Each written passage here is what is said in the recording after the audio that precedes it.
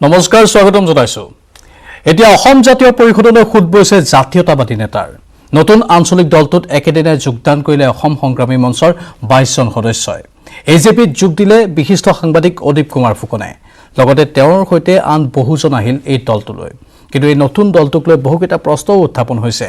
অখিল গগৈ প্ৰশ্ন সুধিছে লগতে আন বহুজনে সুধিছে প্ৰথমে এটা ৰিপৰ্ট আগবঢ়াই লৈছো তাৰ পাছতে আমি আন প্ৰসংগসমূহ আপোনালোকৰ বাবে লৈ আহিম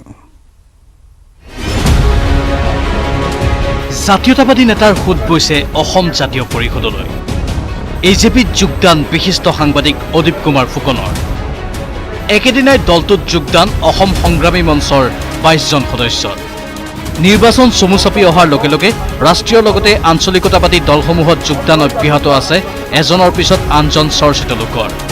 এইবাৰ আঞ্চলিকতাবাদী গোটক শক্তিশালী কৰাৰ উদ্দেশ্যৰে নতুনকৈ গঠন হোৱা অসম জাতীয় পৰিষদত শনিবাৰে যোগদান কৰে বিশিষ্ট সাংবাদিক তথা অসম সংগ্ৰামী মঞ্চৰ অদীপ কুমাৰ ফুকনে আসু আৰু অসম জাতীয় পৰিষদৰ পৃষ্ঠপোষকতাত জন্ম লাভ কৰা এই দলটোত তেওঁৰ লগতে যোগদান কৰে 22 জন কৰ্মীয়ে তাৰে ভিতৰত আছে অসম সংগ্ৰামী মঞ্চৰ জিয়াউৰ ৰহমান লুচি নেউগ ৰবীন্দ্ৰ কুমাৰ দত্ত আৰু অমিতাভ চৌধুৰী কা আন্দোলনৰ সময়ছোৱাত গুৰুত্বপূৰ্ণ ভূমিকা আগবঢ়োৱা অদীপ কুমাৰ ফুকনে যোগদান কৰাৰ দিনাই লাভ কৰে জগদীশ ভূঞাৰ সৈতে দলটোৰ সমন্বয়কৰ দায়িত্ব আগন্তুক বিধানসভা নিৰ্বাচনত বিজেপিক প্ৰতিহত কৰিবলৈ অসম জাতীয় পৰিষদ মহাশক্তিলৈ পৰিণত হ'ব বুলি মন্তব্য কৰে অদীপ ফুকনে অসম জাতীয় পৰিষদৰ জৰিয়তে এক মহাশক্তিলৈ ৰূপান্তৰিত কৰি আঞ্চলিকতাবাদক আঞ্চলিক ৰাজনীতিক এই মজিয়াৰ পৰাই আমি মহাশক্তিলৈ ৰূপান্তৰিত কৰি এই যি দুটা সমস্যা জাতীয় সমস্যা হিচাপে পৰিচিত দিছপুৰত বহি থকা চৰকাৰ আৰু ৰাষ্ট্ৰীয় সমস্যা হিচাপে পৰিচিত দিল্লীৰ চৰকাৰখনক আমি আঘাত কৰিব লাগিব আৰু অসমৰ জনগণৰ পক্ষত থকা এখন আঞ্চলিক ৰাজনীতিৰ চৰকাৰ আমি দিছপুৰত বহুৱাবই লাগিব ইফালে উপ পৰিদৰ্শকৰ নিযুক্তি পৰীক্ষাত হোৱা দুৰ্নীতিয়ে যুৱ প্ৰজন্মৰ ভৱিষ্যত অন্ধকাৰৰ দিশে ঠেলি নিয়াৰ অভিযোগ উত্থাপন কৰিছে অসম জাতীয় পৰিষদে অসম চৰকাৰৰ গৃহ বিভাগৰ তত্ত্বাৱধানত হোৱা পৰীক্ষা এটাত কুৱেশ্যন পেপাৰ প্ৰশ্নকাকত ফাদিল হোৱা কথাষাৰ বৰ সৰল আৰু সহজ অংক নহয় এই গোটেই বিষয়টোৰ লগত নিশ্চিতভাৱে কিবা ডাঙৰ বিষয় ষড়যন্ত্ৰ জড়িত হৈ আছে আৰু অসমৰ যুৱক যুৱতীসকলৰ ভৱিষ্যতৰ যিটো সুৰক্ষাৰ প্ৰশ্ন এই প্ৰশ্নত আপোচ নকৰাকৈ নিবনুৱা যুৱক যুৱতীসকলক আমাৰ উঠি অহা প্ৰজন্মৰ কৰ্মক্ষেত্ৰ সৃষ্টি কৰি নিযুক্তিৰ বিষয় ব্যৱস্থাটো নিকাভাৱে সম্পূৰ্ণ কৰি সেইসকলক ন্যায় দিবৰ বাবে আমি চৰকাৰক বিনম্ৰভাৱে আহ্বান জনাইছোঁ ইফালে অসম জাতীয় পৰিষদত কেইবাজনো আঞ্চলিকতাবাদী নেতাই যোগদান কৰাৰ সময়তে অখিল গগৈৰ মন্তব্য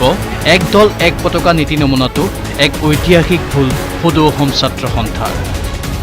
নাই চাওক সদৌ অসম ছাত্ৰ সন্থাই ঐতিহাসিক ভুল কৰিলে এক দল এক পতাকা এক প্ৰতীকৰ কথাটো যে কোৱা হৈছিলে এইটো নমুনাৰ কাৰণে ডাঙৰ ভুল হৈছে মই ভাবোঁ যে যদি বিজেপি আৰু তেতিয়াহ'লে আমি সকলো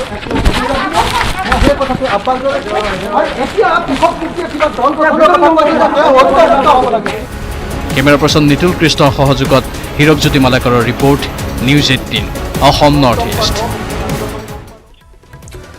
অখিল গগৈ বিৰোধিতা কৰিছে অখিল গগৈ কৈছে যে এটা নতুন দল গঠন কৰি এনেধৰণে অকলশৰে আগবাঢ়িব বিচৰাটো এটা ঐতিহাসিক ভুল কাৰাবন্দী অৱস্থাত আছে অখিল গগৈ তাৰ মাজতে GMCHলৈ লৈ যোৱা হৈছিল সেই সময়ছোৱাতেই কৃষক মুক্তিৰ নেতাগৰাকীৰ এই ভাষ্য আমি শুনিবলৈ পালোঁ কিন্তু তেওঁ এই কাৰাবন্দীত্বৰ সময়ছোৱাতেই ভাষ্য যদিও প্ৰদান কৰিবলৈ কিছু সুযোগ পালে লগতে তেওঁ সম্পূৰ্ণভাৱে দীঘলীয়াকৈ কথাখিনি ক'বলৈ আমালৈ এখন চিঠি লিখিছে বৰ্তমান এই চিঠিখন মোৰ হাতত আছে এই চিঠিখনত অখিল গগৈয়ে বহুকেইটা বিস্ফোৰণ ঘটাইছে বহুকেইটা গুৰুত্বপূৰ্ণ বক্তব্য আগবঢ়াইছে অভিমত এয়া অখিল গগৈৰ আমালৈ লিখা এই চিঠিখনতেই অখিল গগৈ কি লিখিছে মই আপোনালোকক কম কিন্তু প্ৰথমে যিহেতু কৈছোঁ অখিল গগৈয়ে ঘোৰ বিৰোধিতা কৰিছে এজেপি দলটোৰ একেলগে আগবাঢ়িব নিবিচৰাটো তেওঁৰ বাবে বা এই সমগ্ৰ জাতিটোৰ বাবে দুৰ্ভাগ্যজনক আখ্যা দিছে অখিল গগৈয়ে কি লিখিছে এইবাৰ পত্ৰখনত আমি পঢ়ি দিছোঁ ৰাজনৈতিক দল গঠন সম্পৰ্কত মোৰ অভিমত অখিল গগৈ এক নম্বৰতে তেওঁ লিখিছে সদৌ অসম ছাত্ৰ সন্থাই এটা দল এখন পতাকা এক প্ৰতীকৰ নীতিৰ পৰা আঁতৰি অকলশৰে আঞ্চলিক দল গঠনৰ দ্বাৰা ঐতিহাসিক ভুল কৰিলে দ্বিতীয়তে তেওঁ লিখিছে অসমৰ আজিৰ সৰ্বস্তৰৰ সংকট দূৰ কৰিবলৈ বিজেপি RSSক প্ৰতিহত কৰিবলৈ অসমবাসীৰ পৰিচয় আৰু স্বাৰ্থ সুৰক্ষা দিবলৈ সকলো আঞ্চলিক শক্তি লগ হৈ এটা ঐক্যবদ্ধ শক্তি হোৱাটোৱেই একমাত্ৰ পথ আছিল কিন্তু বাস্তৱিকতে সেইটো নকৰিলে তাকেই বুজাইছে অখিল গগৈয়ে আমালৈ লিখা এই পত্ৰখনৰ জৰিয়তে তৃতীয়তে তেওঁ লিখিছে আছুৱে বিজেপি RSSৰ প্ৰকৃত বিপদ বুজি নুঠাটো আৰু এটা দল এখন পতাকা এক প্ৰতীকৰ নীতিৰ পৰা আঁতৰি গৈ এটা ঐতিহাসিক সুযোগ হেৰুৱালে অসমীয়া জাতিক সাম্প্ৰদায়িক ফেচিবাদৰ গ্ৰাসৰ পৰা উদ্ধাৰ কৰাৰ মূল নীতিটোক অৱহেলা কৰাটোৰ জৰিয়তে বিজেপিক 2021 নিৰ্বাচনত পৰাজিত কৰাৰ প্ৰথমটো ৰণকৌশলগত ভুল ৰূপে পৰিগণিত হ'ব মই এতিয়াও আহ্বান জনাওঁ আছুৰ নেতৃত্বই বিষয়টোৰ গভীৰতা উপলব্ধি কৰক অখিল গগৈ এই কথাটো কৈছে আকৌ এবাৰ তেওঁ কৈছে ইয়াৰ পূৰ্বেও তেওঁ এখন পত্ৰ লিখিছিল আমালৈ এই দ্বিতীয়খন পত্ৰত তেওঁ এই কথা উপলব্ধি কৰিবলৈ আহ্বান জনাইছে আছুৰ নেতৃত্বক চতুৰ্থতে তেওঁ লিখিছে যে কৃষক মুক্তি সংগ্ৰাম সমিতিয়ে ৰাজনৈতিক দল গঠনৰ বাবে গৈ থকা বুলি সংবাদ ওলাইছে মই আশা কৰিম খৰখেদাকৈ নহয় সকলোকে সামৰি সকলো জনগোষ্ঠীয় সংগঠন অন্যান্য জাতীয় সংগঠন সৰু সৰু আঞ্চলিক দলবোৰ কা বিৰোধী সকলো শক্তি যেনে ছাত্ৰ সমাজ শিল্পী সমাজ কা বিৰোধী নাগৰিক সমাজ লেখক বুদ্ধিজীৱী সমাজ আৰু জনগণক লগত আলোচনা বিলোচনাৰে ইনক্লুচিভ দল এটা গঠন কৰক ইয়াতে আহ্বান পঞ্চমতে তেওঁ লিখিছে কৃষক মুক্তিৰ উদ্যোগত আৰু সকলো জাতীয় জনগোষ্ঠীয় সংগঠন কা বিৰোধীক লৈ গঠন হ'বলগীয়া ৰাজনৈতিক দলটোৱে আছু AJYCPৰ নতুন দলৰ লগত আন আঞ্চলিক দলৰ লগত আঞ্চলিক ঐক্যমঞ্চ গঠনৰ আন্তৰিক প্ৰচেষ্টা অব্যাহত ৰাখক ষষ্ঠতে তেওঁ লিখিছে বিজেপি RSSক প্ৰতিহত কৰাটো কংগ্ৰেছ AIDFক প্ৰত্যাৱৰ্তনত বাধা দিয়াৰ সঠিক ৰণকৌশল লোক নতুন প্ৰস্তাৱিত দলটোৱে এইখন পত্ৰ আমালৈ অখিল গগৈ লিখিছে আৰু এই পত্ৰখনতে এইখিনি কথা তেওঁ স্পষ্টকৈ কৈছে তেওঁ ক'বলগীয়াখিনি তেওঁ সম্পূৰ্ণৰূপে আমাৰ কেমেৰাৰ সন্মুখত গোটেই ভাষ্য দিব নাপালে কাৰণ তেওঁক খৰখেদাকৈ তাৰ পৰা লৈ যোৱা হৈছিল তেওঁৰ চিকিৎসাৰ বাবেহে যিহেতু GMCHলৈ অনা হৈছিল যিখিনি পালে ক'লে যিখিনি নোৱাৰিলে তেওঁ তাৰ পৰাই এখন পত্ৰ লিখি আমাক জনালে আমি দৰ্শকসকলৰ বাবে অৱগত কৰিলোঁ অখিল গগৈ আৰু কি ক'লে সেই মন্তব্যখিনিকে আকৌ এবাৰ আমি শুনাই লৈছোঁ পত্ৰখন ইতিমধ্যে পঢ়ি শুনালোঁ লগতে মন্তব্যটোৰ কিয়দাংশও এবাৰ আকৌ আগবঢ়াইছোঁ নাই চাওক সদৌ অসম ছাত্ৰ সন্থাই ঐতিহাসিক ভুল কৰিলে এক দল এক পতাকা এক প্ৰতীকৰ কথাটো যে কোৱা হৈছিলে এইটো নমনাৰ কাৰণে ডাঙৰ ভুল হৈছে মই ভাবোঁ যে বিজেপি তেতিয়াহ'লে আমি সকলো সেই কথাটো আহ্বান কৰিছোঁ আৰু এতিয়া কৃষক মুক্তিয়ে কিবা দল গঠন হ'ব লাগে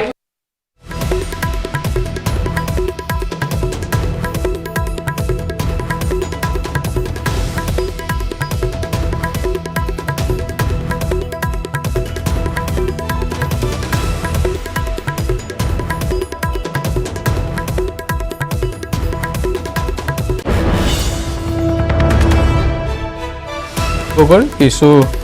মন্তব্য অখিল গগৈ যিখিনি প্ৰদান কৰিলে তাৰে কিয়দাংশ আপোনালোকৰ বাবে আগবঢ়ালোঁ AJPৰ এই সমগ্ৰ বিষয়টোক লৈ মন্তব্য আগবঢ়ালে কিন্তু এইবাৰ আমি দ্য প্ৰাইম টাইমছত আন এক বিষয়লৈ আগবঢ়াইছোঁ যিটো বিষয় হ'ল SI কেলেংকাৰীত জড়িত আৰু 3জনক আটক কৰাৰ খবৰ সোধপোছৰ বাবে 3জনক আটক কৰিছে নলবাৰী আৰক্ষীয়ে ধৃত 3জনক নলবাৰী আৰক্ষীয়ে মাৰাথন জিলা অব্যাহত ৰাখিছে তদন্তৰ খাতিৰত আৰক্ষীয়ে প্ৰকাশ কৰা নাই নাম আমি ক'ব বিচাৰিছোঁ যে ইতিমধ্যে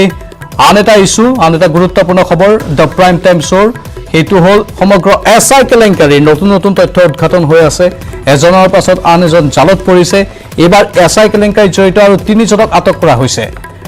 3জনক আটক কৰাৰ খবৰ আমি জনাইছোঁ সোধপোছৰ বাবে এইবাৰ আকৌ 3জনক আটক কৰিছে নলবাৰী আৰক্ষীয়ে ধৃত 3জনক নলবাৰী আৰক্ষীয়ে মাৰাথন জেৰা চলাই আছে তদন্তৰ খাতিৰত আৰক্ষীয়ে প্ৰকাশ কৰা নাই এতিয়ালৈকে নাম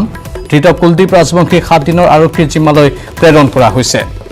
SI কেলেংকাৰীৰ নতুন আপডেট আহিছে এইবাৰ নলবাৰীৰ পৰা আৰু 3জনক আটক কৰা হৈছে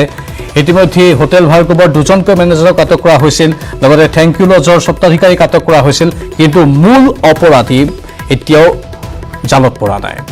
PK দত্তই হওক দিবন ডেকাই হওক বা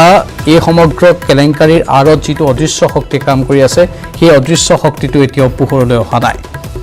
নলবাৰীৰ যদি সম্ভৱ হয় আমাৰ সাংবাদিক ত্ৰিদীপৰ সৈতে আমি যোগাযোগ স্থাপন কৰিম যি 3জনক আটক কৰা হৈছে তেওঁলোকৰ কিবা পৰিচয় উদ্ধাৰ হৈছে নেকি এতিয়ালৈকে তদন্তৰ খাতিৰত নাম প্ৰকাশ কৰা নাই কিন্তু তেওঁলোক ক'ত কেনেধৰণে জড়িত আছিল কি কাম কৰিছিল কাৰ কাৰ লগত তেওঁলোকৰ সম্পৰ্ক আছিল সেই সন্দৰ্ভত কি তথ্য আছে কুলদীপ ৰাজবংশীক ইতিমধ্যে 7 দিনৰ আৰক্ষীৰ জিম্মালৈ প্ৰেৰণ কৰা হৈছে লগতে মুকুট গোস্বামী বোলা এজন এতিয়াও পলাতক অৱস্থাত আছে তেওঁৰো কোনো সন্ধান পোৱা হোৱা নাই তাৰ বিপৰীতে নলবাৰীত আৰু 3জনক আটক কৰা হৈছে এই 3জন প্ৰত্যক্ষভাৱে এছআই প্ৰশ্নকাকত কেলেংকাৰীত জড়িত আছিল নে পৰোক্ষভাৱে জড়িত আছিল সেয়াও আমি জানিবলৈ চেষ্টা কৰিম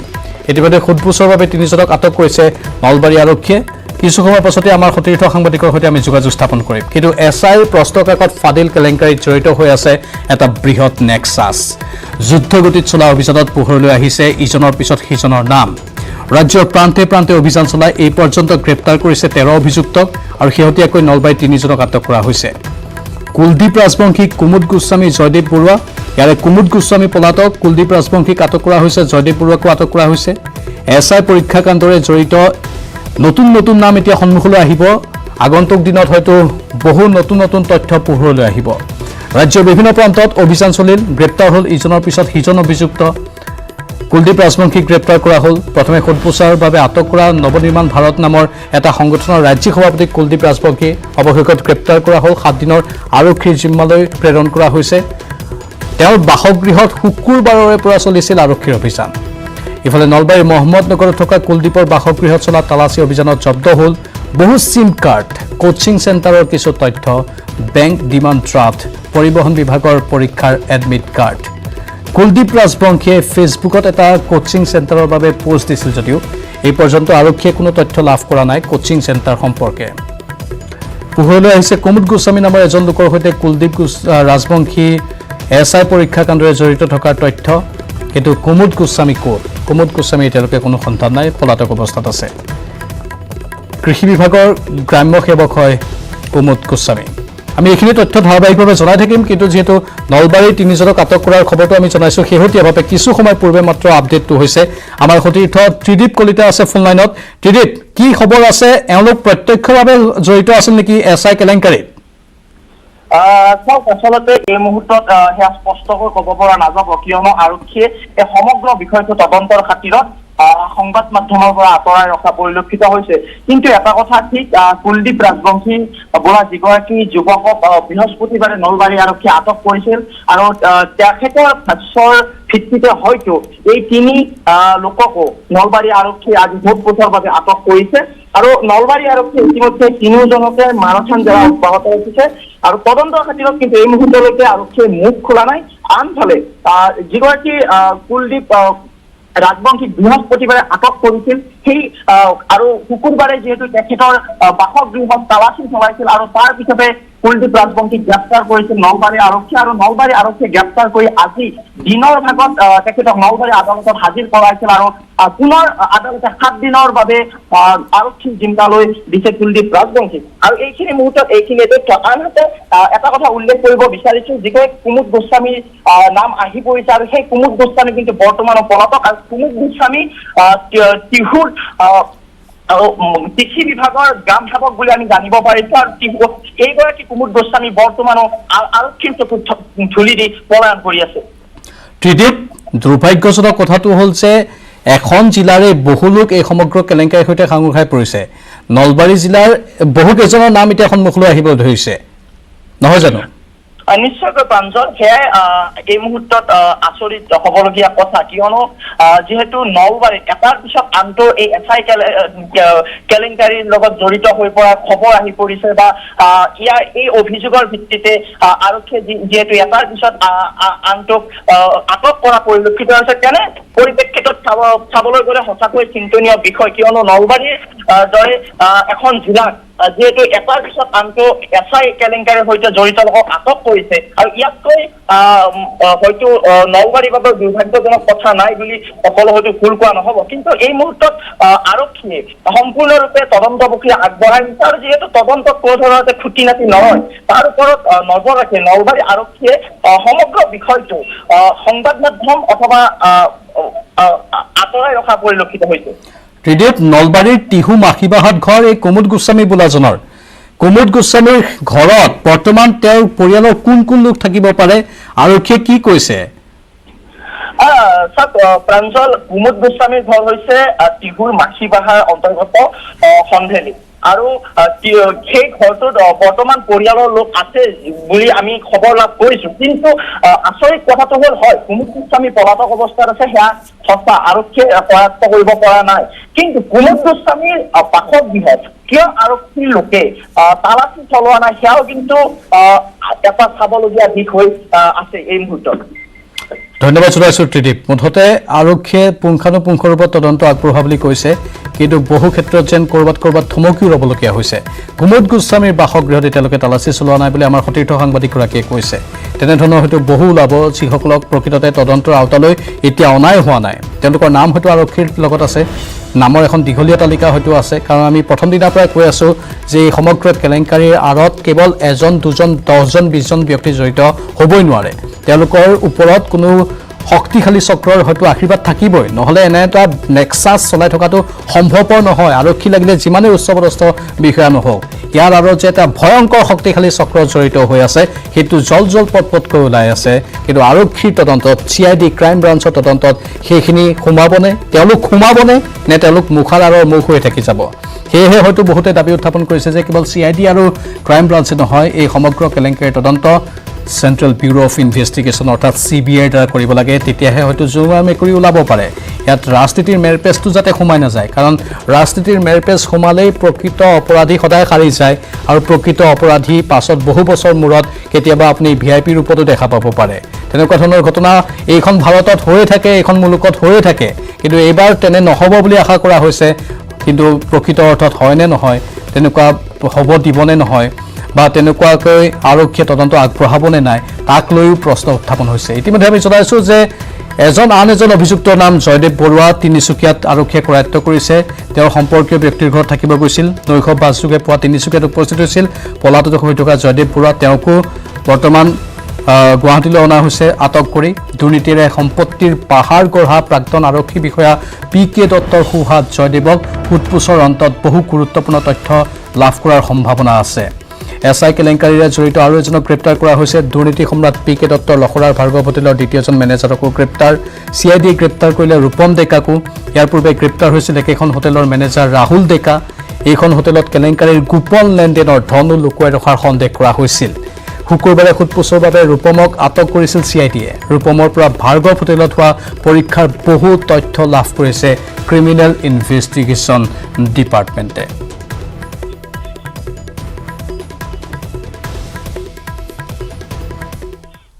মুঠতে এই পৰীক্ষাসমূহৰ নামত যি অনিয়ম সংঘটিত হৈ আছে কেৱল এটা বিভাগতে নহয়, বিভাগে প্ৰত্যেকটো দপ্তৰে এই অনিয়ম হৈ আছে। এবাৰ SI পৰীক্ষাৰ পাছত আন ক'ত কেনেধৰণৰ অনিয়ম হৈছে সেয়া আমি জনাম। তাৰ পূৰ্বে চমু বাণিজ্যিক বিৰতিৰ সময়। টকাকত ফাটিল হ'ল, তাৰপাছতে এই কেলেংকাৰীৰ তথ্য সন্মুখলৈ আহিল। কেৱল মাত্ৰ এটা পৰীক্ষাতেই নে? প্ৰায় পৰীক্ষাতেই এতিয়া এনেধৰণৰ হয়। বন বিভাগৰ পৰীক্ষাটো হয়তো এনেধৰণৰ হৈছিল, কাৰণ যিগৰাকী সঞ্জীৱ শৰ্মা স্পেচিয়েল টাস্ক ফ'ৰ্চৰ বিষয়া, তেওঁৰ বাসগৃহত বন বিভাগ আৰু জলসিঞ্চন বিভাগৰ প্ৰশ্নকাকত পোৱা গৈছিল। সেয়েহে অনুমান কৰা হৈছে যে এইসমূহ বিভাগতো এনেধৰণৰ কেলেংকাৰী হৈছিল, কিন্তু ধৰা পৰা নাছিল। ধৰা পৰিল SI পৰীক্ষাৰ প্ৰশ্নকাকতহে।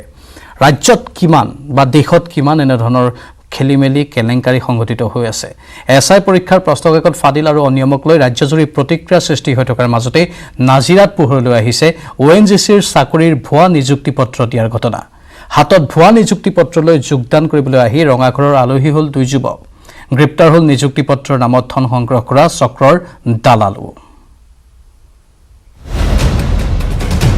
হাতত নিযুক্তি পত্ৰ লৈ নাজিৰাৰ ONGCৰ মুখ্য কাৰ্যালয়ত 2 যুৱক। ONGCৰ চিলমোহৰ থকা নিযুক্তি পত্ৰ থকা স্বত্তেও ONGCৰ কাৰ্যালয়ৰ পিছে যোগদান কৰিবলৈ নিদিলে কৰ্তৃপক্ষই। কাৰণ 2খন নিযুক্তি পত্ৰই ভুৱা। কিন্তু যুৱক দুজনে ক'ত পালে ONGCৰ চিলমোহৰ থকা ভুৱা নিযুক্তি পত্ৰ? বকতাৰ দীপজ্যোতি দিহিঙীয়া আৰু দীনেশ চেতিয়া এই যুৱক দুজনৰ পৰা 10 লাখ টকালৈ আশ্ৰাফুৰ হক নামৰ এটা দালালে দিছিল ONGCৰ নিযুক্তি পত্ৰ। কিন্তু ONGCৰ মুখ্য কাৰ্যালয়ত যোগদান কৰিবলৈ আহিহে দীপজ্যোতি আৰু দীনেশে জানিব পাৰিলে আশ্ৰাফুৰ হকৰ জালিয়াতি। লগে লগে দীপজ্যোতি দিহিঙীয়া আৰু দীনেশ চেতিয়াই আশ্ৰাফুৰ হকক ঘূৰাই বিচাৰে ONGCৰ নিযুক্তি পত্ৰ দিয়াৰ নামত লোৱা 10 লাখ টকা। ধন ঘূৰাই বিচাৰি পিছে বিপদতহে পৰে যুৱক দুজন। আশ্ৰাফুৰ হকে ওলোটাই যুৱক দুজনৰ বিৰুদ্ধে নেমুগুৰি থানাত তৰে অপহৰণৰ গোচৰ। দালাল আশ্ৰাফুৰৰ গোচৰৰ ভিত্তিত নেমুগুৰি আৰক্ষীয়ে গ্ৰেপ্তাৰ কৰে দীপজ্যোতি দিহিঙীয়া, দীনেশ চেতিয়া আৰু দীনেশ চেতিয়াৰ ভাতৃ বিজয় চেতিয়াক। সমগ্ৰ ঘটনাক লৈ এতিয়া সৃষ্টি হৈছে প্ৰতিক্ৰিয়াৰ। অতি আচৰিত কথা যে ONGC অসম সম্পদৰ নিচিনা এটা শক্তিশালী এটা কোম্পানীত কেনেকৈ দুষ্ট চক্ৰই ভুৱা নিযুক্তি পত্ৰ প্ৰদান কৰাৰ প্ৰক্ৰিয়া আৰম্ভ কৰিছে সেইটো অতি আচৰিত কথা। চাকৰিৰ নামত সাঁচতীয়া ধন দালালৰ হাতত তুলি দি ৰঙাঘৰৰ আলহী হোৱা যুৱক তিনিজনৰ পৰিয়ালে ঘটনা জানিব পাৰি আশ্ৰাফুৰৰ বিৰুদ্ধে নেমুগুৰি থানাত দাখিল কৰে এজাহাৰ। গোচৰৰ ভিত্তিত নেমুগুৰি আৰক্ষীয়ে গ্ৰেপ্তাৰ কৰে ONGCত চাকৰি দিয়াৰ নামত ধন সংগ্ৰহ কৰা আশ্ৰাফুৰ হকক। এতিয়া আৰক্ষীৰ তদন্ততহে পোহৰলৈ আহিব দীপজ্যোতি দিহিঙীয়া, দীনেশ চেতিয়াৰ বিৰুদ্ধে থকা অপহৰণৰ গোচৰৰ সত্যতা। নাজিৰাৰ পৰা Nabul Konwar, News 18 Assam north east. টকালোভী দালাল আৰু এই টকালোভী দালালেই মূৰ খাইছে যুৱ প্ৰজন্মৰ। কেৱল এই দালাল চক্ৰক দোষাৰোপ কৰিলে নহ'ব, যিসকলে টকা দি চাকৰি ল'ব বিচাৰে তেওঁলোকো সমানেই দোষী। হাতত নিযুক্তি পত্ৰ লৈ নাজিৰাৰ ONGC কাৰ্যালয়ত গ'ল 2 যুৱক। ইতিমধ্যে আমি প্ৰতিবেদনৰ সবিস্তাৰে কৈছোঁ, হাতত চিলমোহৰ থকা নিযুক্তি পত্ৰ থকা স্বত্তেও পিছে ONGC কাৰ্যালয়ত যোগদান কৰিবলৈ নিদিলে ONGC কৰ্তৃপক্ষই, কাৰণ 2খন নিযুক্তি পত্ৰই ভুৱা। যুৱক দুজনে ক'ত পালে ONGCৰ চিলমোহৰ থকা ভুৱা নিযুক্তি পত্ৰ ইতিমধ্যে আমি জনাইছোঁ। দীপজ্যোতি দিহিঙীয়া, দীনেশ চেতিয়া নামৰ যুৱক দুজনৰ পৰা 10 লাখ টকালৈ আশ্ৰাফুল হক নামৰ এটা দালালে দিছিল এই ONGCৰ নিযুক্তি পত্ৰ। হাতত নিযুক্তি পত্ৰ থকা স্বত্তেও ONGCৰ মুখ্য কাৰ্যালয়ত যোগদান কৰিবলৈ নিদিয়াতহে যুৱক দুজনে জানিব পাৰে আশ্ৰাফুৰ হকৰ জালিয়াতি। লগে লগে দীপজ্যোতি দিহিঙীয়া, দীনেশ চেতিয়াই আশ্ৰাফুৰ হকক ঘূৰাই বিচাৰে ONGCৰ নিযুক্তি পত্ৰৰ নামত লোৱা ধন। আচৰিত কথা, এই দুজন ব্যক্তি, এই দুজন যুৱক দীপজ্যোতি দিহিঙীয়া আৰু দীনেশ চেতিয়া, তেওঁলোকেও যে টকা দি পেলাইহে চাকৰি ল'ব আহিছে। এতিয়া বহুতে এইটো কথাও কৈ আছে, ছ'চিয়েল মিডিয়াত সৰব আলোচনা হৈ আছে যে আমি কোনো টকাৰ পিছত নদৌৰা যুৱক বা যুৱতী, কাৰণ আমি ব্যক্তিগত খণ্ডত কাম কৰোঁ। সঁচাকৈ সেইটো বক্তব্য এতিয়া বহুতৰ মুখত শুনা গৈছে। চৰকাৰী চাকৰিৰ আশাত নদৌৰি, কেৱল টকা দি চৰকাৰী চাকৰি ল'ম বুলি সেই আশাত নদৌৰি ব্যক্তিগত খণ্ডত প্ৰতিযোগিতাৰ মাজত কাম কৰাই শ্ৰেষ্ঠ বুলি বিভিন্নজনে অভিহিত কৰিবলৈ বাধ্য হৈছে। টকা দিয়া সকলো সমানেই দায়ী বা সমানেই দোষী, টকা লোৱাৰ সমানে সমানে। যিসকলে টকা লৈছে সেইসকলতো টকালোভী দালাল চক্ৰ আৰু যুৱ প্ৰজন্মৰ মূৰ খাইছে, দেশৰ শত্ৰু বুলি ক'ব লাগিব তেওঁলোকক। তাৰ লগতে যিসকলে টকা দি চাকৰি ল'ব যায় তেওঁলোকো সমানেই দোষী, তেওঁলোকেও সমানেই শাস্তি পোৱাৰ যোগ্য। ধন ঘূৰাই বিচাৰিছিল এই যুৱক দুজনে, কিন্তু তাৰ পাছত বিপদত পৰিল। আশ্ৰাফুৰ হকে ওলোটাই যুৱক দুজনৰ বিৰুদ্ধে নেমুগুৰি থানাত অপহৰণৰহে গোচৰ তৰিলে। দালাল আশ্ৰাফুৰৰ ভুৱা গোচৰৰ ভিত্তিতেই নেমুগুৰি আৰক্ষীয়ে গ্ৰেপ্তাৰ কৰে দীপজ্যোতি দিহিঙীয়া, দীনেশ চেতিয়া আৰু দীনেশ চেতিয়াৰ ভাতৃ বিজয় চেতিয়াক। সমগ্ৰ ঘটনাক লৈ ব্যাপক প্ৰতিক্ৰিয়াৰ সৃষ্টি হৈছে। চাকৰিৰ নামত সাঁচতীয়া ধন দালালৰ হাতত তুলি দি ৰঙাঘৰৰ আলহী হ'ল 3 যুৱক। সাঁচতীয়া ধনখিনি এনেধৰণে দালাল চক্ৰৰ হাতত তুলি দিয়াটো কিমান যুক্তিসন্মত? 3 যুৱকক গ্ৰেপ্তাৰৰ পিছতেই পৰিয়ালৰ লোকে দালাল আশ্ৰাফুৰৰ বিৰুদ্ধে এজাহাৰ দাখিল কৰিছে নেমুগুৰি থানাত, আৰু গোচৰৰ ভিত্তিত নেমুগুৰি আৰক্ষীয়েও গ্ৰেপ্তাৰ কৰিছে ONGCত চাকৰি দিয়াৰ নামত ধন সংগ্ৰহ কৰা আশ্ৰাফুৰ হকক। সেয়েহে সকলো সাৱধান হওক, এনেধৰণৰ দালাল চক্ৰৰ কবলত নপৰিব। টকা দি চাকৰি ল'ম বুলিও ভবাটো প্ৰকৃততে যে ভুল, সেইটো এবাৰ নিজেই ভাবি চাব। এবাৰ আন এক বিষয়, ৰাজ্যৰ পৰ্যটন ক্ষেত্ৰৰ বাবে ৰাজ্য চৰকাৰৰ 50 কোটি টকীয়া বিশেষ আঁচনি। 50 কোটি টকাৰে অসম পৰ্যটন নিগমে হাতত লৈছে 3খন আঁচনি। কিন্তু ক'ভিডৰ সময়ত কিমান লোকচান হ'ল ৰাজ্যৰ পৰ্যটন ক্ষেত্ৰৰ, ইয়াৰ কোনো আনুমানিক তথ্য নাই সংশ্লিষ্ট বিভাগটোৰ।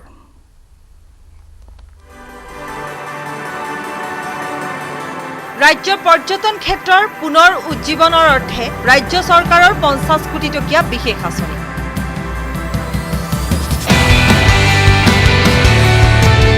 অসম পৰ্যটন নিগমে হাতত লৈছে 3 আঁচনি। পৰ্যটন নিগমৰ অংশীদাৰিত্ব থকা সৰু বৰ সকলোৱে লাভ কৰিব আৰ্থিক সকাহ।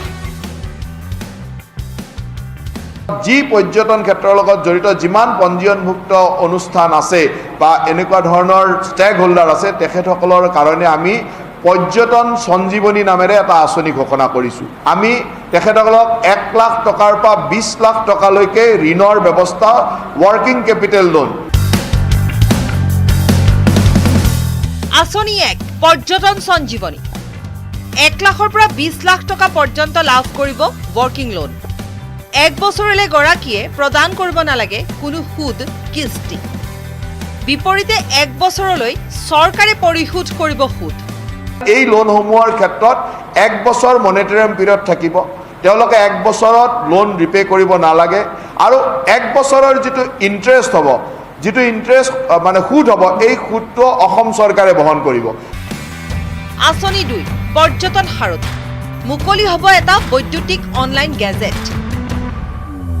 নিগমৰ পদক্ষেপসমূহ তাৎক্ষণিকভাৱে অৱগত হ'ব অংশীদাৰীসকল সম্ভৱ হ'ব পৰ্যটন বিভাগৰ সৈতে প্ৰত্যক্ষভাৱে যোগাযোগ স্থাপন ইভিন প্ৰমোশনেল এক্টিভিটিৰ পৰা আমাৰ স্কিম আমাৰ বিভিন্ন ধৰণৰ ডাইৰেকশ্যন বিভিন্ন তেওঁলোকৰ ব্যৱস্থা বা বিভিন্ন তেওঁলোকৰ পৰ্যটক আহিলে বুকিং কৰাৰ পৰা আদি কৰি পৰ্যটকৰ কিবা অসুবিধা হ'লে ইমিডিয়েটলি ইনফৰমেশ্যন দিয়া এই সকলো ধৰণৰ ব্যৱস্থা আমাৰ লগত অনলাইন যোগে বা ইমিডিয়েটলি সেই গেজেটটোৰ জৰিয়তে কৰিব পাৰিব আঁচনি 3 পুণ্যধাম কোভিড-19 পৰিপ্ৰেক্ষিতত বহিৰাজ্যৰ পৰিৱৰ্তে এবাৰ অসমৰ পৰ্যটনস্থলী ভ্ৰমণ সুবিধা লাভ কৰিব অসমবাসীয়ে সকলো ঠিকে থাকে থাকিলে 1 ডিচেম্বৰৰ পৰা এই আঁচনিৰ আৰম্ভ কৰাৰ সম্ভাৱনা আমাৰ চৰকাৰীভাৱে যিখিনি বাহিৰলৈ আমাৰ নাগৰিক যায় পুণ্যধামৰ জ্যেষ্ঠ নাগৰিকক আমি পঠাওঁ সেইখিনিক আমি অসমৰ ভিতৰতে তেওঁলোকৰ পঠাম যেনেকৈ নলবাৰীৰ মানুহজন মাজুলীলৈকে যাব সত্ৰ চাবলৈকে নলবাৰীৰ মানুহজন বা শিৱদৌললৈকে যাব বৰপেটাৰ মানুহজন মালিনী থান যাবলৈ যাব শিৱসাগৰৰ মানুহজন বৰদোৱা চাবলৈ আহিব ডিব্ৰুগড়ৰ মানুহজন হয়তো বটদ্ৰৱালৈকে আহিব ইপিনে বাগজান ঘটনাৰ পাছতে ডিব্ৰু-চৈখোৱা অঞ্চলত পৰ্যটন স্থান হিচাপে গঢ়ি তোলাৰ বাবে নিগমে গ্ৰহণ কৰিছে বিশেষ পদক্ষেপ এই ক্ষেত্ৰত অঞ্চলটোত প্ৰথমে হোমষ্টে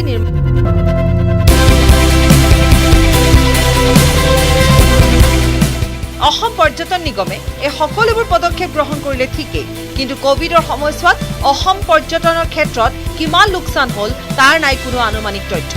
যিটো বিভাগৰ বাবে চৰম দুৰ্ভাগ্যজনক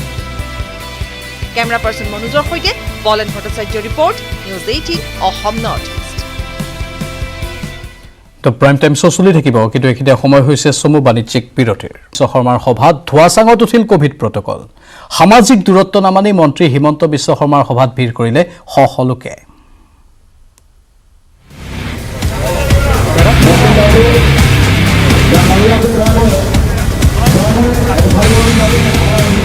মন্ত্ৰী ডক্টৰ হিমন্ত বিশ্ব শৰ্মা শুকুৰবাৰে বিয়লিৰ ভাগত কৰিমগঞ্জত উপস্থিত হৈ দুখনকৈ জনসভাত অংশগ্ৰহণ কৰে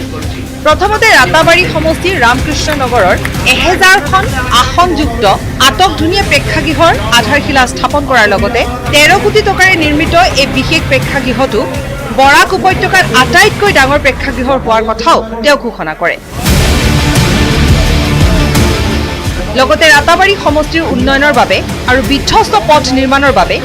কেইবা কোটি টকা মুকলাই দিয়াৰ কথাও মন্ত্ৰী ডক্টৰ হিমন্ত বিশ্ব শৰ্মাই ঘোষণা কৰে পৰৱৰ্তী সময়ত পাথাৰকান্দিৰ অসম ত্ৰিপুৰা সংযোগী 8 নং ৰাষ্ট্ৰীয় ঘাইপথৰ বিধ্বস্ত অংশ পৰিদৰ্শন কৰে ইয়াৰ পূৰ্বে পাথাৰকান্দিৰ এখন দলীয় সভাতো অংশগ্ৰহণ কৰে মন্ত্ৰী ডক্টৰ হিমন্ত বিশ্ব শৰ্মাই ইফালে দুখনকৈ জনসভাতে ব্যাপক ভিৰ পৰিলক্ষিত হয় কোভিড প্ৰটকল ভৰিৰে মোহাৰি যথেষ্ট সংখ্যক লোকৰ সমাগম ঘটাত সাংবাদিকৰ উপস্থিতিত মন্ত্ৰীগৰাকীয়ে জনসভাতে ৰাইজক উদ্দেশ্যি কোভিডৰ নীতি নিৰ্দেশনা মানি চলিবলৈ আহ্বান জনায় यही रिक्वेस्ट करूंगा कि अभी कोविड-19 की सिचुएशन है हम सबको अपने आप को बचा के रखना चाहिए तो कृपा करके इतना नजदीक आप लोग मत आइए मैं देखा हूँ ये सभा में भी कोई लोग आया है बिना मास्क के মন্ত্ৰী ডক্টৰ হিমন্ত বিশ্ব শৰ্মাই ৰাইজৰ উৎসাহ আৰু জনসমাগম দেখি কয় বৰাক উপত্যকাত নিৰ্বাচন আৰম্ভ হ'ল যেনে অনুভৱ হৈছে অহা নিৰ্বাচনত বিজেপিয়ে 100খন আসন লাভ কৰিব বুলিও মন্ত্ৰী ডক্টৰ হিমন্ত বিশ্ব শৰ্মাই উল্লেখ কৰে ऐसे अभी यहाँ आके मेरा ऐसा लगा कि इलेक्शन शुरू ही हो गया है लेकिन थोड़ा इलेक्शन अभी भी थोड़ा लेट है आप लोग इतना चिंता मत कीजिए कांग्रेस के लिए कांग्रेस का तो कोई सीट ही निकालते ही निकाला इतना चिंता मत कीजिए हमारा आगे में भी बीजेपी का सरकार होगा 100 सीट से बीजेपी का কৰিমগঞ্জৰ পৰা পাথাৰকান্দিলৈকে ৰাষ্ট্ৰীয় ঘাইপথটোৰ বিপৰ্যস্ত অৱস্থা পৰিলক্ষিত কৰি মন্ত্ৰীগৰাকীয়ে অতি সোনকালে ইয়াৰ সমাধানৰ সূত্ৰ বিচাৰিব বুলিও উল্লেখ কৰে খুশি থাকো হ্যাঁ তোমৰা সব খুশি তো কৰিমগঞ্জৰ পৰা Gourish Nandi report News 18 Assam north east. মন্ত্ৰী হিমন্ত বিশ্ব শৰ্মাই আঁচনি মুকলিৰ নামত বা আধাৰশিলা স্থাপনৰ নামত যেন ৰাজনৈতিক সভাহে পাতিলে। তেওঁৰ মুখত শুনা গ'ল যে আপোনালোকে সকলোৱে নীতি নিয়ম মানি চলক, দূৰে দূৰে থাকক, কিন্তু দূৰে দূৰে কোনো নাছিল। মন্ত্ৰীগৰাকীয়ে গম পাইছিল যে ইমান ভিৰ হ'ব, তাৰ পাছতো তেওঁ কাহা নিৰ্দেশ কিয় নিদিলে উপায়ুক্তক বা প্ৰশাসনৰ লোকক যে কোনো লোকৰ ইয়াত সমাগম নহ'ব, মই আছুতীয়াকৈ আঁচনি মুকলি কৰিম, কেইজনমান বিষয়াৰ সৈতে বা আধাৰশিলা স্থাপন কৰিম বা বিশেষ আলোচনা কৰিম, তাৰ বাহিৰে একো নকৰোঁ। সেইটো তেওঁ এগৰাকী মন্ত্ৰী হিচাপে কৰিব পাৰিলেহেঁতেন, কাৰণ তেওঁৱেই ক'ভিডৰ কথা কৈ আছে, তেওঁৱেই দায়িত্ববোধৰ কথা কৈ আছে। তেওঁৰ জুনিয়ৰ মন্ত্ৰী পীযুষ হাজৰিকাও একে কামেই কৰিছিল। পীযুষ হাজৰিকাইতো আনকি মাস্কো পৰিধান কৰা নাছিল, তেওঁৰ কাষত থকা লোকজনেও মাস্ক পৰিধান কৰা নাছিল। এনে কিয় বাৰে বাৰে হয়? উপদেশতকৈ আৰ্হি ভাল বুলি কোৱা হয়, কিন্তু তেওঁলোকে যেন সেই আৰ্হিটোৱে মানি চলা নাই। মানুহক এইখিনি সময়ত অধিক সচেতন হ'বলৈ ক'ব লাগিছিল। তেওঁলোকে মুখত কৈছে হয়, কিন্তু বাস্তৱ ক্ষেত্ৰত হাতে কামে তেওঁলোকে সেইখিনি কৰি দেখুওৱা নাই। নিৰ্বাচনী সভাহে যেন পাতিলে, আগন্তুক নিৰ্বাচনৰ বাবেহে যেন তেওঁ কঁকালত টঙালি বান্ধিলে। এনেদৰে যদি হৈ থাকে, ক'ৰ পৰা ক'ভিড ৰোধ হ'ব, ক'ৰ পৰা ক'ভিডৰ সংখ্যা হ্ৰাস পাব? ক'ভিড পজিটিভ ৰোগীৰ সংখ্যা বৃদ্ধি পায়েই গৈ থাকিব, আৰু বিশেষকৈ ৰাজনৈতিক নেতাসকলৰ মাজত, পালি নেতাসকলৰ মাজতহে এতিয়া ক'ভিড আক্ৰান্তৰ সংখ্যা বেছি হোৱা দেখা গৈছে। কাৰণ এইবোৰেই, নহ'লে কেতিয়াও হয়তো ক'ভিড তেওঁলোকৰ মাজত নাবাঢ়িলহেঁতেন। কাৰণ তেওঁলোক সমবেত হয়, নিৰ্বাচনী সভা পাতে, নিৰ্বাচনৰ বাবে দৌৰা-দৌৰি কৰে, নিজৰ দলীয় নেতাৰ পিছত দৌৰা-দৌৰি কৰে, যাৰ বাবে তেওঁলোকৰ দেহত ক'ভিড বিয়পে। আমি পুনৰ গৈছোঁ মন্ত্ৰী ডাঙৰীয়া, উপদেশতকৈ আৰ্হি ভাল, সেই আৰ্হিটো মানি চলক। আপুনিয়ে যিহেতু কয়, আপুনি বাস্তৱ ক্ষেত্ৰত কৰি দেখুৱাওক, কাৰণ আমি জানো মন্ত্ৰী এগৰাকীৰ ক্ষমতা কিমান। মন্ত্ৰীগৰাকী যদি উপায়ুক্তক বা প্ৰশাসনীয় লোকক ক'লেহেঁতেন যে মোৰ সভাত মানুহ হ'ব নালাগিব, কেইজনমান 10-20জন মানুহ হওক, তেওঁলোকে দূৰে দূৰে বহক, তেতিয়া আপত্তি নাই, সেইটো ক'ব পাৰিলেহেঁতেন, কিন্তু তেওঁ কোৱা নাই। অৰ্থাৎ তেওঁ জানি বুজি এই কামটো কৰিলে। মাত্ৰ মাইকত তেওঁ এনাউন্স কৰিলে যে আপোনালোকে দূৰে দূৰে থাকক, কাষে কাষে নাহিব। সেইটোৱে পৰিতাপৰ কথা যে অসম মুলুকত এতিয়া এইবোৰেই বাস্তৱ ঘটনা, এইবোৰেই হৈ আছে, আৰু এনেধৰণেই বৰ্তমান শাসন ব্যৱস্থা চলি আছে। দ্য প্ৰাইম টাইমছত আন এক ইছ্যু, মাত্ৰ 10 টকাৰ বাবে এচিড আক্ৰমণৰ ঘটনাৰ খবৰ জনাব বিচাৰিছোঁ। এগৰাকী দোকানীয়ে এচিডেৰে কৰা আক্ৰমণত আহত হৈছে 2জনকৈ যুৱক। কিন্তু ক'ত সংঘটিত হৈছে এই ভয়ংকৰ ঘটনা, চাওঁ আহক। 10 টকাৰ বাবে প্ৰথমে তৰ্কাতৰ্কি আৰু তাৰ পিছত এচিড নিক্ষেপ। নলবাৰীৰ জাজিয়াবাৰীত এচিড আক্ৰমণৰ চাঞ্চল্যকৰ ঘটনা। নলবাৰীৰ জাজিয়াবাৰী চকত এখন দোকানলৈ গ্ৰাহক হিচাপে যোৱা এজন যুৱকৰ সৈতে প্ৰথমে দোকানৰ স্বত্বাধিকাৰী প্ৰণৱ লহকৰৰ সৈতে আৰম্ভ হয় বাকবিতণ্ডা। এই বাকবিতণ্ডাৰ পৰিণতিতেই মালিক প্ৰণৱে গ্ৰাহক সত্যজিৎ কলিতা আৰু ৰঞ্জিত বৈশ্যৰ গালৈ এচিড দলিয়াই দিয়ে। ইয়াৰে সত্যজিৎ কলিতাৰ অৱস্থা সংকটজনক। ঘটনাৰ পিছতে তেওঁক ততালিকে GMCHলৈ প্ৰেৰণ কৰা হয়। সত্যজিতে জাজিয়াবাৰীত এখন শাক পাচলি দোকান দি কোনোমতে জীৱন নিৰ্বাহ কৰি আহিছিল। আনহাতে উক্ত এচিড আক্ৰমণৰ ঘটনাত ৰঞ্জিত বৈশ্যৰ এখন হাত আঘাতপ্ৰাপ্ত হয়। দোকানৰ পৰা ঘৰলৈ যাওঁতে এই দোকানতে তামোল খাবলৈ সোমাইছিল। তামোল খাবলৈ সোমাওঁতে তেওঁ 10 টকাৰ কাৰণে কিবা নিদিয়া হৈ এচিড ঢালি দিছে গাত। এচিড ঢালি এটা চাইড গোটেই নষ্ট হৈ গৈছে। 10 টকা এটাৰ কাৰণে কিবা লাগিছিল খুচুৰাৰ কাৰণে। তামোলখনৰ দাম 3 টকা, কিন্তু সি কোৱা মতে 3 টকাটো লৈ বাকীখিনি খুচুৰা নাই বুলি ঘূৰাই নিদিলে। দিয়াত কিবা তৰ্কাতৰ্কি লাগাত এই ভাগিনজন কাষত আছিল, ভাগিনজনক কৈছে তুমি চাই দোৱা, এই ইচিদৰে 1 গিলাচ আনি মাৰি দিছে মুখত। সেইখিনি তাৰ চকু জ্বলি গৈছে, এতিয়া দেহা গোটাই জ্বলি গৈছে। তাৰ উচিত তদন্ত লাগে। মোক থানাত গোচৰ দিয়া গৈছে, আমি ঘগ্ৰাবাদ থানাত। তাৰপৰা আমি শুনা মতে এতিয়া নলবাৰীলৈ কেছটো পঠাইছে, নলবাৰীৰ পৰা বুলি কৈছে এইখিনি, কিন্তু আমি তাক ধৰিলেই না কি কৰিলে আমি এতিয়ালৈকে গম পোৱা নাই। স্থানীয় ৰাইজৰ অভিযোগ, প্ৰণৱৰ উক্ত দোকানখনত দিনে নিশে মদ আৰু ভাঙৰ আড্ডা চলি আহিছে। এই আক্ৰমণৰ পিছতেই ঘটনা সন্দৰ্ভত সত্যজিতৰ পৰিয়ালে স্থানীয় ঘগ্ৰাবাদ থানাত দাখিল কৰিছে এজাহাৰ। নলবাৰীৰ পৰা Tridip Kalita, news 18 Assam north east. তেওঁ কোনো কাৰণতে নিপিন্ধে মাস্ক। কোনো লোকে মাস্ক নিপিন্ধিলেও তেওঁৰ ওচৰলৈ অহাত নাই বাধা। গেৰুৱা বসন পিন্ধিয়ে এগৰাকী প্ৰাক্তন বিধায়কৰ এই অদ্ভুত মন্তব্য। কিন্তু কোন এইগৰাকী প্ৰাক্তন বিধায়ক? হততে দল বাগৰি ফুৰাত সিদ্ধহস্ত ৰূপহীহাটৰ বহুবল্কী প্ৰাক্তন বিধায়ক আব্দুল আজিজৰ কৰ্মকাণ্ডৰ সৰ্বততে প্ৰতিক্ৰিয়াৰ সৃষ্টি কৰিছে আৰু এই সময়ছোৱাতে প্ৰাক্তন বিধায়কগৰাকীৰ লেকামহীন কথা বতৰাটো প্ৰতিক্ৰিয়াৰ সৃষ্টি হৈছে যিটো সময়ত কৰোনা মহামাৰীক লৈ এক বুজাব নোৱাৰা পৰিস্থিতিৰ সৃষ্টি হৈছে অভাৱনীয়ভাৱে কৰোনা আক্ৰান্তৰ সংখ্যা বৃদ্ধি পাইছে প্ৰতিদিনে মৃত্যুৰ সংখ্যাও বৃদ্ধি পাইছে সেই সময়তে বিজেপি এই বহুবল্কী নেতাজনৰ উদ্ভট যুক্তিয়ে এতিয়া প্ৰতিক্ৰিয়াৰ সৃষ্টি কৰিছে কৰোনা মহামাৰী ভয়াৱহতাৰ প্ৰতি লক্ষ্য ৰাখি প্ৰশাসনে মাস্ক পৰিধান কৰাটো বাধ্যতামূলক কৰি ৰাজহুৱা স্থানত মাস্ক পৰিধান নকৰা সকলৰ বিৰুদ্ধে কঠোৰ পদক্ষেপ হাতত লৈ জৰিমনা বিহিছে কিন্তু এইগৰাকী বিজেপি বিধায়কজনৰ কথাকে শুনক মই শুনোৱাৰ পিছতে মোক ক'লে যে আমাৰ প্ৰেচিডেণ্টে ক'লে আপোনাৰ মাস্ক কি কৈছে মাস্ক কিয় মই পিন্ধিলোঁ মই পাছত মাস্ক কৰিছোঁ হাত পৰিলোঁ কোনটো মাস্ক কৰা নাই এইটো ব্যৱহাৰ নহয় এইটো গজব আহি আছে এইটো মুছলমানৰ লাগিব পাৰে হিন্দুও লাগিব পাৰে এতিয়া ডাইৰেক্ট মানে কানেকশ্যন হৈ আছে কানেক্টেড আল্লাহ লগত যোগাযোগ কৰি এইটো ব্যৱস্থা হৈ আছে মই পাছত নমাজ পঢ়া মানুহ মই বজু কৰা মানুহ মই মাস্ক নিপিন্ধো এনে নগাঁৱতো ধৰিলে এনেকুৱা লাইনত আহি পেলাই কেইজনমান আপোনাৰ মাস্ক কৰি মই বাধা নাই আপোনাৰতো পিন্ধিছে ঠিক কৰিছে মোৰতো দায়িত্ব আপুনি নল'ব মোৰ মৃত্যুৰ দায়িত্ব আপুনি নল'ব তেওঁ হেনো মাস্ক নিপিন্ধে কোনোলোকে মাস্ক নিপিন্ধাকৈয়ে তেওঁৰ ওচৰলৈ অহাটো হেনো বাধা প্ৰদান নাই গেৰুৱা বহন পিন্ধি উল্লাসিত হৈ পৰা প্ৰাক্তন বিধায়কগৰাকীক লৈ ৰূপহীহাটত আয়োজিত এক সম্বৰ্ধনা অনুষ্ঠানত এই বক্তব্য প্ৰদান কৰে নেতাগৰাকী অসম চুক্তিৰ বিৰোধিতাৰে গঠন হোৱা আমচুক নেতৃত্ব দি পিছৰ পৰ্যায়ত প্ৰায় প্ৰতিটো ৰাজনৈতিক দলতে যোগদান কৰি এক প্ৰকাৰ নজিৰ সৃষ্টি কৰা এইগৰাকী বহুবল্কী প্ৰাক্তন বিধায়ক বিজেপি দলত কিমান দিন টিকি থাকিব পাৰিব সেয়া স্পষ্ট হ'বলৈ বেছিদিন নালাগিব যদিও ইতিমধ্যে ৰূপহীহাটত জনপ্ৰিয়তা বহু পৰিমাণে হ্ৰাস পাইছে ৰূপহীহাটৰ পৰা Muzamil Haque report News 18 Assam north the prime টাইমছত পুনৰ সময় হৈছে বাণিজ্যিক বিৰত এগৰাকী হিন্দু যুৱকৰ মুখাগ্নি কৰি মানৱতাৰ উৎকৃষ্ট নিদৰ্শন দাঙি ধৰিলে শিৱসাগৰৰ মুস্কান বেগমে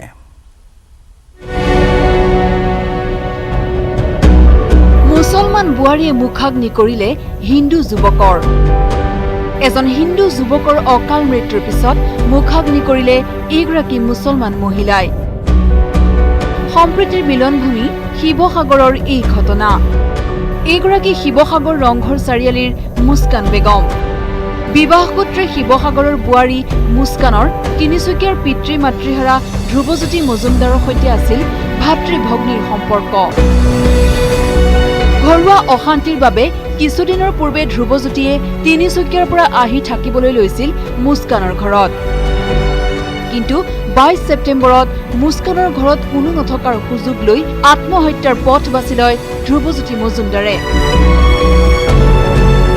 পৰৱৰ্তী সময়ত দীৰ্ঘদিন ধৰি স্বামীৰ পৰা নিলগত থকা ধ্ৰুৱৰ পত্নী চিমি মণ্ডল মজুমদাৰে মৃতদেহ চমজি লয় যদিও শিৱসাগৰ থানামুখ শান্তিবন শ্মশানত ধ্ৰুৱজ্যোতি মজুমদাৰৰ মুখাগ্নি কৰে মুস্কান বেগমে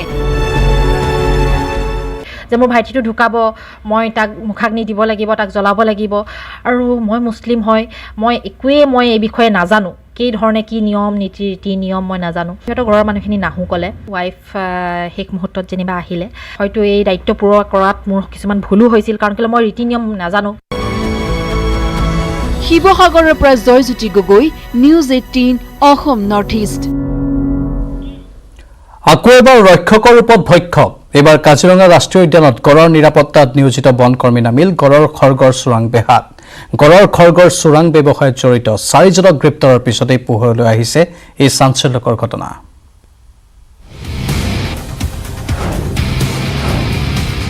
গড়ৰ খৰ্গৰ চোৰাং বেহাত জড়িত বনকৰ্মী ৰক্ষকে ভক্ষকৰ ৰূপত কাজিৰঙা ৰাষ্ট্ৰীয় উদ্যানত গড়ৰ নিৰাপত্তাত নিয়োজিত বনকৰ্মী শুকুৰবাৰে গড়ৰ খৰ্গৰ অবৈধ ব্যৱসায়ত লিপ্ত 4জন লোকক আৰক্ষী আৰু বন বিভাগে গ্ৰেপ্তাৰ কৰাৰ পাছত পোহৰলৈ আহিছে এই ভয়ংকৰ তথ্য প্ৰাৰম্ভিক অনুসন্ধানত 2জন অস্থায়ী বনকৰ্মীক উদ্যান কৰ্তৃপক্ষই আটক কৰি সোধা-পোছা কৰাৰ পাছত বন বিভাগে গ্ৰেপ্তাৰ কৰে বনকৰ্মী 2জনক বিভাগীয় সূত্ৰমতে কহৰা বনাঞ্চলৰ বকপৰা বন শিবিৰ এলেকাত নিয়মীয়া টহল দি থকাৰ সময়ত এটা গড়ৰ খৰ্গ পৰি থকা অৱস্থাত উদ্ধাৰ কৰিছিল অশোক ভূঞা আৰু হাবিবুৰ ৰহমান নামৰ হাতী মাউত হিচাপে কৰ্মৰত অস্থায়ী বনকৰ্মী কেইজনে উদ্ধাৰ কৰা গড়ৰ খৰ্গটো উদ্যান কৰ্তৃপক্ষক জমা নিদি বিক্ৰী কৰিছিল ৰামেশ্বৰ সিংনাৰ নামৰ গড়ৰ খৰ্গৰ অবৈধ ব্যৱসায়ীক named Ashok Buyan and Habibul Rahman. Both of them are cash labels, Hatimauts. And based on the preliminary investigation, we found out some evidences of their involvement with the illegal trade. Investigation is on. We have to interrogate further to get the complete truth. সিংনাৰেই অস্থায়ী বনকৰ্মী দুজনৰ কথা ফাদিল কৰে সমগ্ৰ ঘটনা সন্দৰ্ভত বন বিভাগে অব্যাহত ৰাখিছে তদন্ত কাজিৰঙাৰ পৰা Bitupan Bora news 18 Assam north east নগাঁৱৰ হনুমান মন্দিৰত চুৰি কৰিবলৈ আহি বিপাঙত পৰিল চোৰ অথলে গ'ল নিশাটোৰ কষ্ট খালী হাতে পুনৰ ঘৰমুৱা যাত্ৰা চোৰৰ ঘটনাটো কি জানিবলৈ চাওক আমাৰ এই প্ৰতিবেদন ভগৱানলৈ ভয় নাই ভয় কালৈ হনুমান মন্দিৰত চুৰ কৰিবলৈ আহি একো নিনিয়াকৈ পলাল চুৰ নগাঁৱৰ পঞ্চমুখী হনুমান মন্দিৰৰ ঘটনা চুৰ কৰিবলৈ আহিছে দুটা চুৰ মন্দিৰৰ ছাটাৰ খুলি প্ৰৱেশ কৰিছে দুই চুৰে হাতত টৰ্চ লাইট জ্বলাই ইফালে সিফালে চাইছে তেনেতে প্ৰৱেশ কৰিছে আনটো চুৰে চাৰিওফালে চকু ফুৰাই আগবাঢ়িছে দুৱাৰত তলা দেখি ওলাই আহিল দুই চুৰ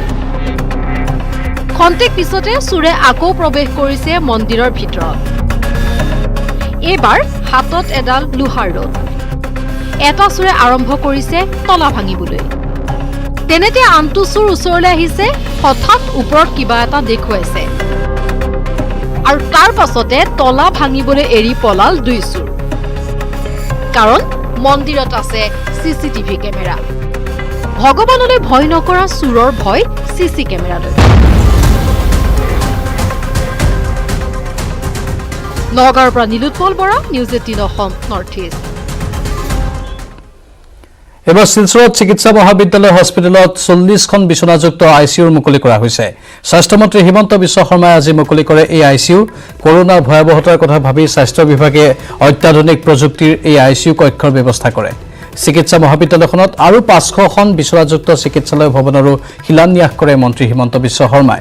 এই উপলক্ষে চিকিৎসা মহাবিদ্যালয়ৰ প্ৰেক্ষাগৃহত এখন সভাতো অংশ লয় মন্ত্ৰীগৰাকীয়ে সভাত উপস্থিত থাকে বৰাকৰ দুয়োজন সাংসদ আৰু কাছাৰৰ প্ৰায় সকলো বিধায়ক মন্ত্ৰী হিমন্ত বিশ্ব শৰ্মাৰ ভাষ্য আছে শুনাই লৈছো প্ৰথমবাৰৰ বাবে 40টাকৈ আইচিইউ একেলগে আজি আমি ইয়াতে উদ্বোধন কৰিছোঁ আৰু এই আইচিইউটো এনেকুৱা বনোৱা আছে যে ইয়াত আমি আৰু 100খন আইচিইউ বনাব পাৰিম গতিকে সেইটো আমি খুব সোনকালে বনাই ল'ম গতিকে মই ভাবোঁ যে শিলচৰৰ ৰাইজৰ ইমান দিনে যি ইণ্টেনচিভ কেয়াৰ ইউনিটৰ সমস্যা আছিল সেইটো সমাধান হ'ব আৰু লগতে ইয়াক আমি আৰু বহুত এক্সপাণ্ডো কৰিব পাৰিম আৰু কিমান আইচিইউ কৰাৰ চিন্তা আছে মানে এতিয়া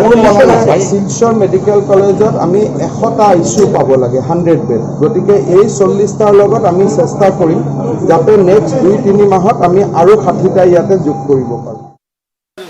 500 বিছনাযুক্ত এখন নতুন চিকিৎসালয় বনাবৰ কাৰণে 90 কোটি টকা অনুমোদনেৰে আমি এখন নতুন চিকিৎসালয়ৰ আধাৰশিলা স্থাপন কৰিলোঁ প্ৰায় 44 কোটি টকা অনুমোদনেৰে শিলচৰ চিকিৎসা মহাবিদ্যালয়ৰ ছাত্ৰ ছাত্ৰীৰ আসন প্ৰতি বছৰে 100ৰ পৰা 150 কৰিবৰ বাবে বিভিন্ন ইনফ্ৰাষ্ট্ৰাকচাৰৰ আমি আধাৰশিলা কৰিলোঁ তাৰ উপৰিও শিলচৰত অসম কেঞ্চাৰ কেয়াৰ ফাউণ্ডেশ্যনৰ উদ্যোগত আমি 130 কোটি টকা ব্যয়েৰে লেভেল 2 কেঞ্চাৰ হস্পিটেল এখনৰ নিৰ্মাণৰ কামো আমি আৰম্ভ কৰিছোঁ এই গোটেইবিলাক 2 বছৰ ভিতৰত হৈ গ'লে শিলচৰ মেডিকেল কলেজে এটা নতুন ৰূপ পাব ইয়াৰ উপৰিও আজি যি আমি 40 বেডেড আইচিইউ কৰিলোঁ 1 জানুৱাৰীৰ ভিতৰত 100খনলৈকে ইয়াক বঢ়াবলৈ আমি সিদ্ধান্ত লৈছোঁ আজি মহাপুৰুষ শ্ৰীমন্ত শংকৰদেৱৰ জন্মতিথি জগতগুৰু শ্ৰীমন্ত শংকৰদেৱৰ 572 সংখ্যক জন্মতিথিৰ উপলক্ষে ৰাজ্যৰ ভিন্ন প্ৰান্তত উদযাপন হয় জন্মোৎসৱ পুৱাৰে পৰা হৰিনামৰ ধ্বনিৰে মুখৰিত হৈ পৰে সত্ৰ নামঘৰসমূহ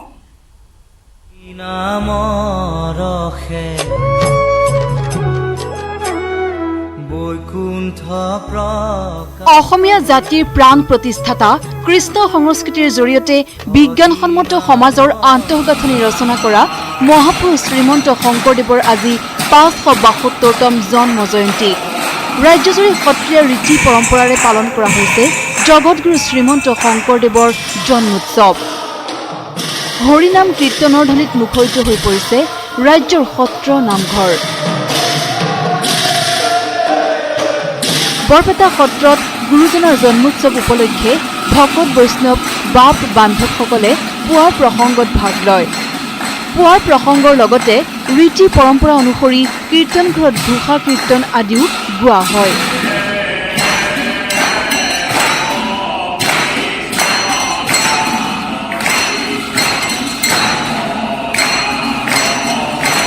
মহাপুৰুষজনৰ আবিৰ্ভাৱ তিথি উপলক্ষে দক্ষিণ কামৰূপৰ বৰহেৰামদুত অৱস্থিত মহাপুৰুষ শ্ৰী শ্ৰী মাধৱদেৱৰ দ্বাৰা স্থাপিত বৰহেৰামদু সত্ৰত উপস্থিত হয় বিজেপিৰ ৰাজ্যিক সভাপতি ৰঞ্জিত দাস।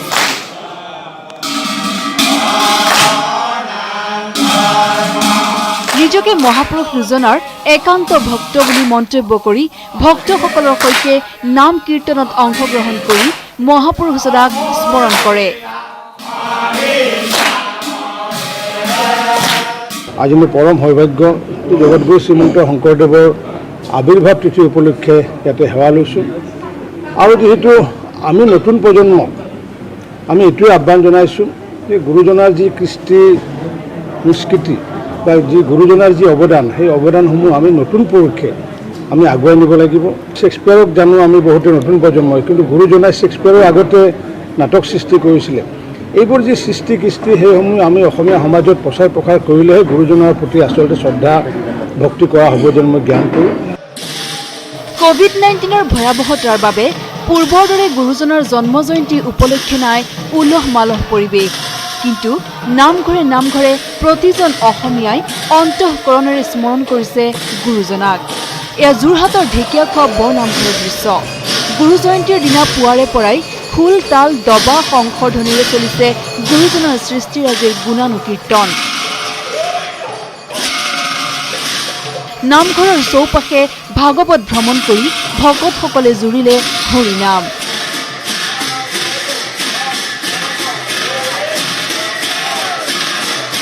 গোসাই গাঁৱতো উদযাপন কৰা হৈছে গুৰুজনাৰ 572 সংখ্যক জন্ম জয়ন্তী। পুৱা 10 বজাত ধৰ্মধ্বজা উত্তোলনেৰে উৎসৱৰ পাতনি মেলে গোসাইগাঁও নামঘৰ পৰিচালনা সমিতিৰ সভাপতি পদ্মধৰ দাসে। মহাপুৰুষ মাধৱদেৱ স্থাপিত ঐতিহাসিক হাজো ধূপৰগুৰি সত্ৰতো উদযাপন কৰা হৈছে গুৰুজনাৰ জন্মোৎসৱ। এইদৰে ৰাজ্যৰ প্ৰান্তে প্ৰান্তে প্ৰতিটো নামঘৰ আৰু সত্ৰত জন্ম জয়ন্তীত স্মৰণ কৰা হ'ল জগতগুৰুক। Bureau report, News 18 Assam north east. চুৰিয়া চিমেণ্ট ব্যৱহাৰ কৰিলে ঘৰ 50% অধিক মজবুত হয়। আপোনাৰ ঘৰ অটুট হলে হ'ব অটুট অসম। চুৰিয়া চিমেণ্ট, অটুট ঘৰ, অটুট অসম।